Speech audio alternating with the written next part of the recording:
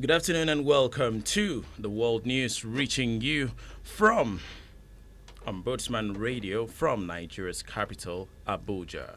I am Umo. First, the headlines. Surging heat waves hit parts of northern India as temperature rises to 50 degrees Celsius. Officials in Papua New Guinea continue to search for survivors after massive landslide hits the country. And now, the news in full. Heat waves has plunged several parts of northern India.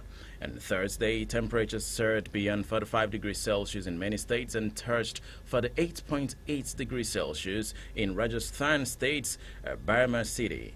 India's weather department has said that the heat wave is likely to continue till Wednesday next week. Several regions are facing water and electricity shortages due to spikes in power consumption. On Wednesday, Delhi's peak power demand reached 8,000 megawatts, the highest in the history of the Indian capital. Delhi is experiencing a brutal heat spell with temperatures hovering around 45 to 46 degrees Celsius throughout this week. Weather experts say that the heat index, or the apparent or experienced temperature, has crossed 50 degrees Celsius because of the high levels of humidity. Hospitals in the city have set up special facilities to treat patients experiencing heat-related illnesses, which are also on the rise. A desperate search for survivors is on the way after a two-story restaurant collapsed on the Spanish island of Majorca, killing 4 people and injuring 16, according to local emergency. Several people are believed to have been trapped under the rubble at the site of the Medusa Beach Club, a beachside restaurant in one of the busiest areas of the regional capital, Palma de Majorca. Police said the victims are a Spanish man, 2 German women, and a Senegalese man. The building collapsed at about 20:30 local time on Thursday night. People fell into the basements below where there were customers and staff. Police said the terrace caved in because of excessive weights being placed on it, but investigations continue. The City Council of Palma, the Balearic capital, has announced 3 days of mourning. Spanish Prime Minister Pedro Sanchez sent condolences to the victim families. He said he was closely following all the latest developments and his government was ready to send more if assistance were needed. And according to local officials, a massive landslide is feared to have killed many after it struck 6 remote villages in Papua New Guinea. The landslide buried more than 100 homes after it struck at about 3 a.m. local time on Friday in the highlands of Enga, north of the island nation in the southwest Pacific. It was not immediately clear how many people were trapped in the rubble, and no casualties have been officially confirmed. Enga Governor Peter Ipatas told reporters that it was an unprecedented natural disaster.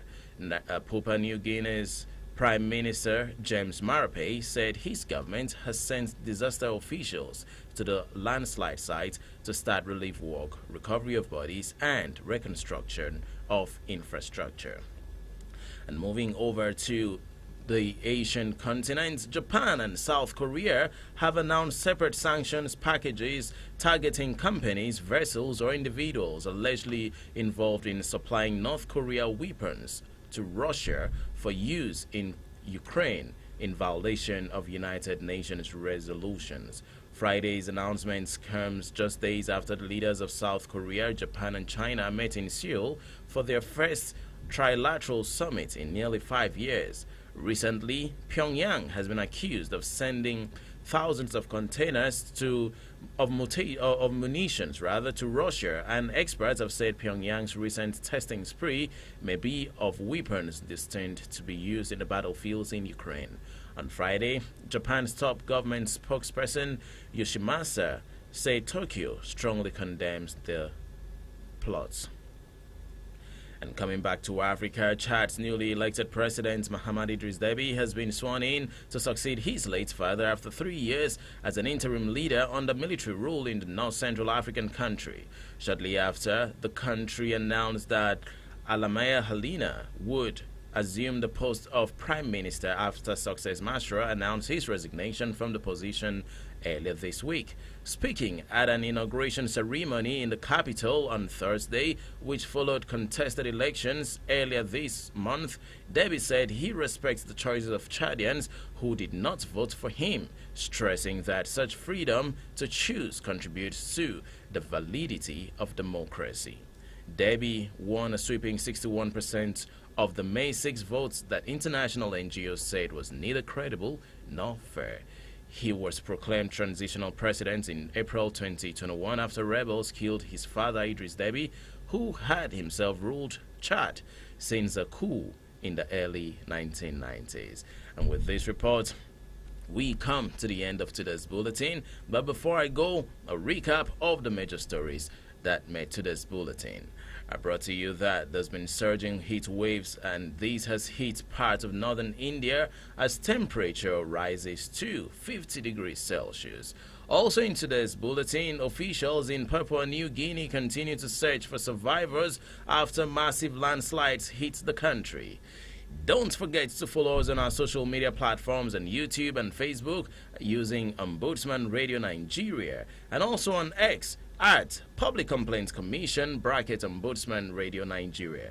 You can also drop your comment on our WhatsApp using 07073374504. You can also download the Ombudsman Radio app from the Play Store and also stream us live using Zeno FM, and you will search for Ombudsman Radio Abuja.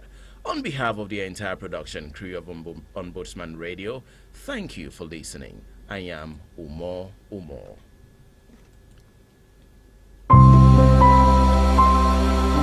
Ombudsman Radio, justice for all.